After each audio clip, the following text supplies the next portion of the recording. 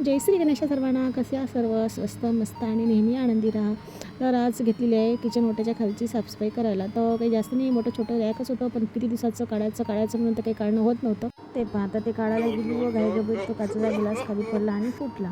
तेवढं एक नुकसान झालं. तर मग आता हे दोन्ही काढून घेतले. कांदे पण संपले होते, म्हटलं कांद्याचं पण रॅक घासून घ्यावं. नंतर मग कांदे घासा त्याच्यावर खाली झालेलं म्हटलं घासून घ्यावं. मग ते पण घासून घेतलं आणि आता हे पण घासून स्वच्छ धुवून आता नंतर मग याला किचन ओट्याखाली ठेवून त्याच्यावरचे सर्व भांडे मांडून ठेवले. पण आता छान दिसत आहे. खूप घाणेरडं झालं होतं ते.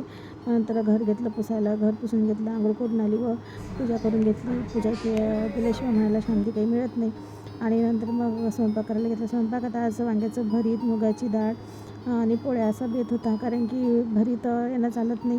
त्यांच्यासाठी मुगाची डाळ केली व आमच्यासाठी म्हणजे आता वरण पण ज्याला खायचं तो खाते, ज्याला आता पोराला तर आवडत नाही त्याला मग वांग्याचं भरीत आणि पोळी दिली आणि हे 2 मिरच्या घासल्या. त्याच्यानंतर मग भांडे वगैरे घासून सर्व स्वच्छ करून नंतर मग पोरगी घरी आमच्यासोबत गेली गहू आणायला. गव्हाचं 31 किलोचा कट्टा आणून घेतलं. त्यासोबत ज्वारी, तांदूळ असं आणून घेतलं, कारण की आम्हाला राशनचे तांदूळ व गहू मिळतात, ते काही खास नसतात. मग ते विकले. त्याच्या बदल्यात मग चांगली ज्वारी व चांगले तांदूळ घेऊन आली. मग नंतर रात्री पोरीनं पाणीपुरी केली होती. मस्त झाली होती पाणीपुरी. तिने फुगे पण घरीच केले होते, रव्याचे व मैद्याचे काही तिनंच केले होते, ते मला काही माहिती नाही.